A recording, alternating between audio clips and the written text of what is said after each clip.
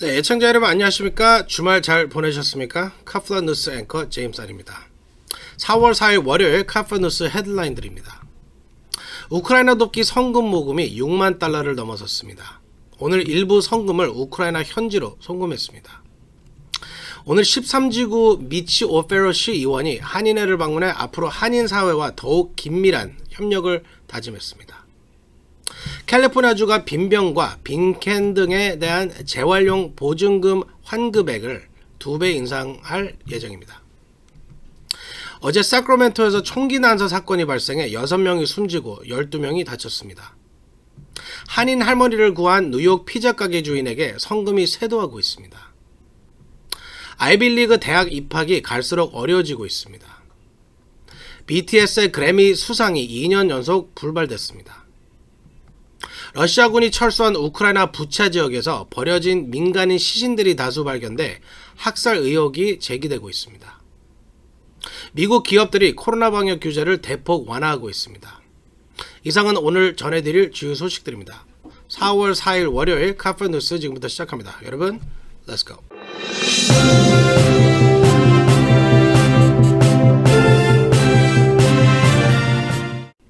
네, 우크라이나 한인 돕기 성금 모금액이 6만 달러를 넘어섰습니다. 성금 중 1만 5천 달러를 오늘 제가 직접 우크라이나 현지로 송금했습니다. 나머지 금액은 폴란드와 루마니아로 대피한 한인들에게 직접 전달하는 방안을 계획하고 있습니다. 제프리 기자가 보도합니다. 우크라이나 우리동포 돕기 성금 모금액이 6만 4천 달러를 넘어섰습니다. 한인회가 집계한 우크라이나 우리동포 돕기 성금 모금액은 1일 현재 6만 4,055달러로 집계됐습니다. 5만 3천 달러였던 전날에 비해 하루 만에 1만 6천 달러가 늘어 모금 시작 3주 만에 6만 4천 달러를 넘긴 것입니다. 지난 1일 고려대학교 국제재단 관계자들이 한인회를 방문해 1만 달러를 전달해 주셨습니다. 고려대학교 국제재단 박소연 재무와 조수연 사무차장이 성금을 들고 직접 찾아와 주셨습니다. 현재 우크라이나 한인들은 피난을 가지 못하고 우크라이나에 남아 계신 분들과 접경 국가인 폴란드와 루마니아 등지로 피난하신 분들로 나뉘어져 있습니다. 오늘 한인회는 1차로 우크라이나 현지에 남아 계신 한인 가정들을 위해 1만 5천 달러를 송금했습니다. 500달러로 한 가족이 한 달을 지낼 수 있다고 합니다. 오늘 송금한 금액은 우크라이나 한인 30가정에 전달될 예정입니다. 5만 달러에 달하는 나머지 성금은 폴란드와 루마니아에 계신 한인들에게 직접 전달할 예정입니다. 현지 사정상 송금이 여의치 않은 분들을 위해 제임스한 LA 한인회장과 박윤숙 화랑청소년재단 총재가 폴란드와 루마니아 현지 난민 캠프 등을 방문해 성금을 직접 전달할 예정입니다. 한인회는 구체적인 성금 전달 방식과 일정이 확정되는 대로 발표할 예정입니다. 지금까지 카플라 뉴스 제플리였습니다. 네, 오늘 LA시 의회 13지구 미치 오페로시 의원이 LA 한인회를 방문해 한인사회와의 긴밀한 협력을 다짐했습니다. 지난해 한인타운 선거구 단일화로 13지구에는 이전 1지구와 4지구에 속해 있던 한인 유권자들과 한인 비즈니스들이 다수 편입됐습니다. 13지구에는 한인 유권자만 약 3,300여 명이 계신 것으로 파악되고 있습니다. 한인타운 중 13지구는 윌셔와 윌튼, 베버리와 버먼트와 3가 인근 지역이 포함됩니다. 오늘 오페로시 의원은 새로 13지구에 편입된 한인 유권자들과 한인 비즈니스 업주들과 협력하는 것은 물론 한인 커뮤니티와도 지속적으로 많은 사업을 하고 싶다는 의사를 밝혔습니다. 오페로시 의원의 말을 한번 들어보시죠. To really reduce homelessness significantly and make the impacts that we need on this humanitarian crisis. It has affected every corner of the city. It's the number one issue that most Angelenos. 한인타운 일부가 13지구에 편입되며 미치 오페로시 의원도 한인사회와 한인타운에 더 관심을 갖게 될 것으로 기대됩니다. 네, 여러분 빈병과 빈캔들을 모아서 재활용 센터에 가보신 적 있으신가요? 아마 많지 않으실 텐데요. 캘리포니아가 재활용을 활성화하기 위해 빈병과 빈캔 재활용 환급급을 2배로 인상한다고 합니다. 피터장 기자가 보도합니다. 빈병과 캔 재활용 환불금이 2배로 인상될 전망입니다. 캘리포니아 주정부는 현재 지급되지 않은 빈병과 빈캔 재활용 환불금이 6억 달러를 넘어서자 주민들의 빈병과 빈캔 재활용 수집을 촉진하기 위해 환불금을 2배 인상하는 방안을 추진하고 있습니다. 게빈 뉴섬 주지사는 캔과 빈병의 재활용 보증금을 2배로 인상해 재활용을 활성화하는 방안을 지난 1일 발표했습니다. 현재 재활용 대신 빈병과 캔을 재활용 센터에 가져가면 12온스의 경우 5센트를 지급합니다. 709ml 24온스 이상은 10센트에서 20센트로 인상됩니다. 캘리포니아의 재활용률은 현재 70%에도 미치지 못하고 있습니다. 뉴섬 주지사와 주정부는 재활용 환불금을 대폭 인상해 재활용 비율을 80%까지 끌어올린다는 계획입니다. 뉴섬 주지사의 재활용 환불금 인상안은 주의회가 승인될 경우 다음 회계연도가 시작되는 오는 7월 1일부터 적용됩니다. 캘리포니아에서 지난해 소비된 캔과 병은 약 270억 개에 달하며 이 중 188억 개 정도가 재활용된 것으로 나타났습니다. 카플라 뉴스 피터장입니다. 네, 일요일 새벽 사크라멘토에서 무차별 총기 난사 사건이 발생했습니다. 6명이 숨지고 12명이 다쳤습니다. 총격범 중 1명은 오늘 체포됐습니다. 제니바 기자가 보도합니다. 일요일 새벽 사크라멘토에서 무차별 총기 난사 사건이 발생해 6명이 숨지고 12명이 다쳤습니다. 총기 난사 사건이 발생한 지역은 주 의사당에서 몇 블록 떨어진 사크라멘토 시내 유인가입니다. 이날 새벽 2시 나이트클럽과 주점 등이 밀집한 이 지역에서는 2명으로 보이는 범인들이 거리에 모여있는 젊은이들을 향해 무차별 총기를 난사했습니다. 총성을 듣고 출동한 경찰은 현장에서 6명이 총에 맞아 숨지고 12명이 다쳤다고 밝혔습니다. 공개된 현장 영상에서는 수십여 발의 총격 소리가 나자 현장이 아수라장으로 변하고 거리에 있던 사람들이 뛰쳐 달아나는 모습이 찍혔습니다. 경찰은 사건 현장에서는 탄피 100여 발 발견됐다고 밝혀 이날 최소한 100여 발 이상의 총격이 있었다는 것으로 보입니다. 경찰은 오늘 어제 발생한 무차별 총기 난사범 중 1명으로 지목된 26세 난드레 마틴을 체포했다고 밝혔습니다. 경찰은 아직 잡히지 않은 총격 용의자가 2명 더 있는 것으로 보고 있습니다. 경찰은 체포된 마틴에 대해 추가 설명은 하지 않았으며 체포 과정에서 가정집 3곳을 수색해 권총 1종을 발견했다고 밝혔습니다. 자세한 범행 동기는 알려지지 않았으나 총격 사건 당시 나이트클럽 앞에 있던 사람들 사이에서 말다툼이 벌어졌고 이 과정에서 총기 발사가 있었던 것으로 보입니다. 카플 뉴스 제니박이었습니다. 네, 강도 칼에 무려 9차례나 찔리면서 60대 한인 여성을 구한 뉴욕 피자 가게 주인 소식은 캐플라 뉴스에서도 전해드렸습니다. 많은 한인들이 이 뉴욕 피자 가게 주인과 그 아들에게 감사 인사를 전하고 있는데요. 뉴욕 한인회는 이 피자 가게 주인 카짐 솔주비치와 아들 루이 솔주비치에게 의인상과 함께 $2,000를 전달했다고 합니다. 또 이들 피자 가게 업주 부자의 영웅적인 선행으로 목숨을 구한 당시 강도 피해자인 한인 장은희 씨는 이 피자 가게를 찾아가 직접 감사 인사를 전했다고 합니다. 이 피자 가게는 뉴욕 엘름허스트 백스터 애비뉴의 루이 피자 앤 레스토랑입니다. 뉴욕 가시면 한번 찾아가셔도 좋을 것 같습니다. 당시 강도 칼에 찔려 부상당한 이들 부자는 병원에 입원 치료를 받다 아들 루이 솔조비치가 먼저 퇴원했습니다. 주인 카짐 솔조비치는 치료가 더 필요하다고 합니다. 현재 고펀드미를 통해 아들 부자에게 약 $60만 달러의 성금이 미 전역에서 쇄도하고 있습니다.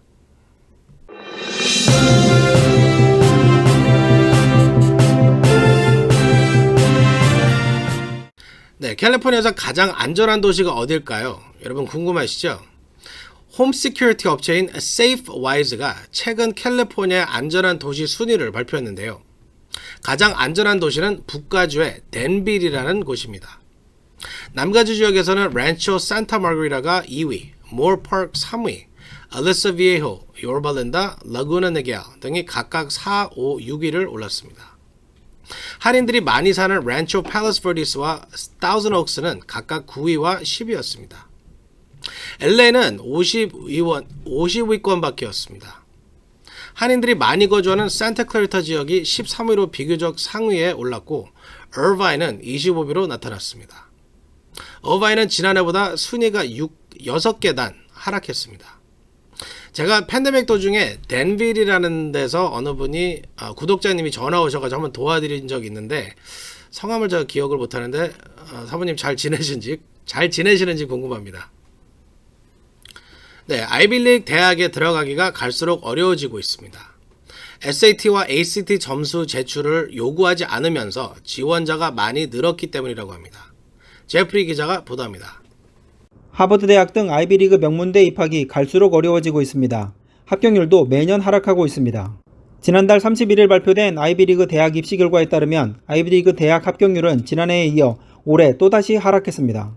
각 대학들이 발표한 합격자 현황에 따르면 올해 입학 사정에서는 유례없이 치열한 경쟁이 펼쳐져 하버드와 예일, 브라운 등은 역대 최저 합격률을 보였습니다.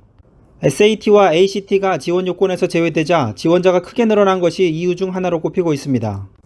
하버드대는 올해 6만 1,220명이 지원해 1,954명이 합격했습니다.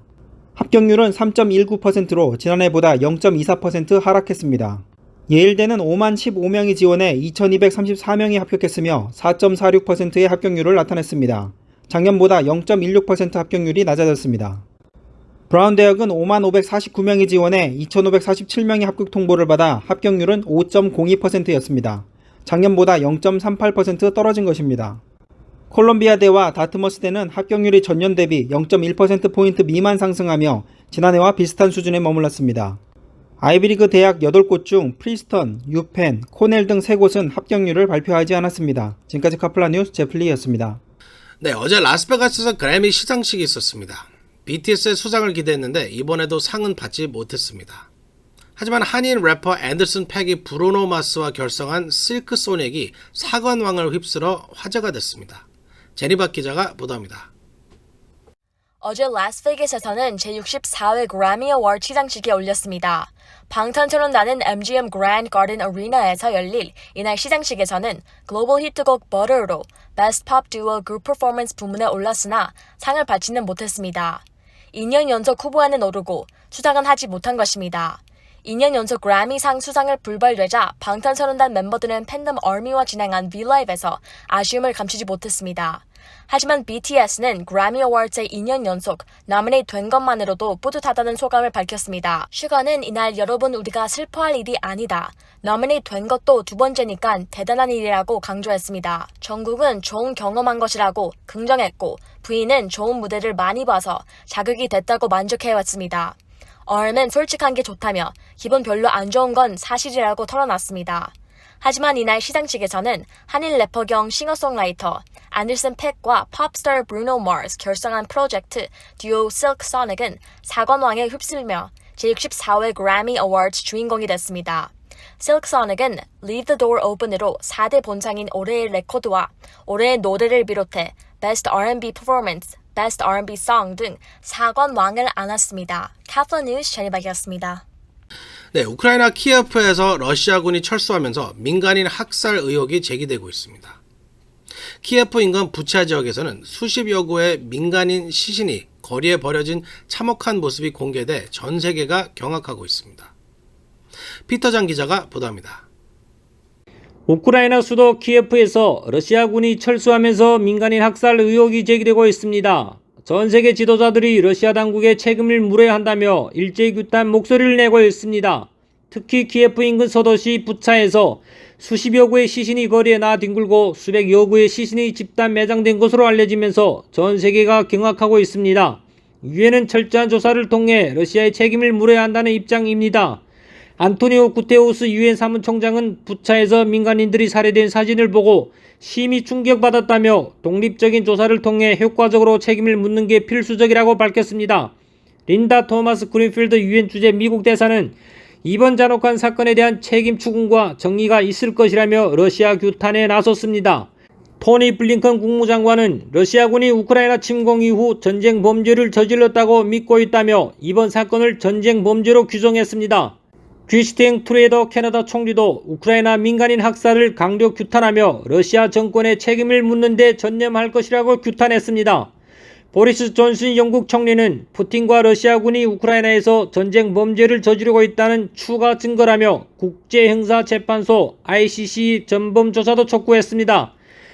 에메뉴엘 마크롱 프랑스 대통령은 참을 수 없다며 비겁하게 암살된 민간인 수백 명에게 연민을 보내며 우크라이나 국민들과 연대하겠다고 밝혔습니다. 샤를 미셸 EU 정상회의 상임의장은 해방된 키예프 지역에서 러시아군이 저지른 잔혹 행위 이미지가 잊히지 않고 있다며 충격받았다고 밝혔습니다. 러시아는 민간인 학살 사건이 러시아군 철수 이후 발생한 것이라고 주장하고 있지만 미국은 인공위성 사진을 통해 러시아군 철수 이전의 거리에 시신들이 버려져 있었다고 반박하고 있습니다. 카플라 뉴스 피터장입니다.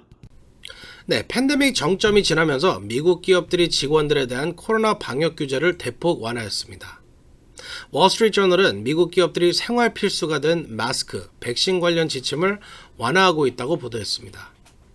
JP모건 체이스는 직원들에게 사무실 건물에서는 마스크 착용을 더 이상 요구하지 않는다고 합니다. 오늘부터는 백신을 맞지 않은 직원도 코로나 검사를 하지 않고 근무할 수 있도록 허용했고 백신 미접종자도 신규 채용한다고 합니다. 유나이티드 항공도 백신 접종을 받지 않은 직원도 근무할 수 있도록 하는 등 방역 규제를 크게 완화했습니다. 하지만 일부 미국 노동자들은 회사 측의 방역 규제 완화를 그리 반기지 않는다고 합니다. 코로나가 재확산될 수 있는 우려가 남아있어 경계하고 있는 것이죠. 제 생각도 그렇습니다. 당분간은 실내에서 마스크 착용하는 것이 좋을 것 같습니다. 한인에 오시는 분들은 꼭 마스크를 착용해 주시기 바랍니다.